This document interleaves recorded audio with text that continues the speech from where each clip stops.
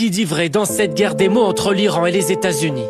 Deux versions s'opposent ces dernières heures quant à l'existence ou non de négociations pour établir un plan de paix. Ils veulent tellement conclure un accord, mais ils ont peur de le dire, parce qu'ils pensent qu'ils seront tués par leur propre peuple. Ils craignent aussi d'être tués par nous. À l'heure actuelle, notre politique est de poursuivre la résistance et de continuer à défendre le pays.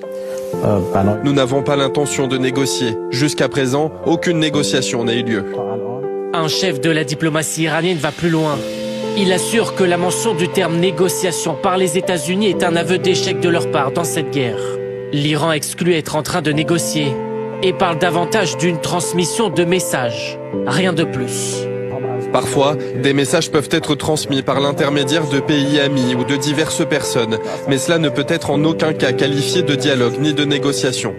Qu'il soit question de messages ou de tractation, la Maison-Blanche prévient l'Iran que l'enjeu n'est pas seulement celui d'un choix des mots aujourd'hui.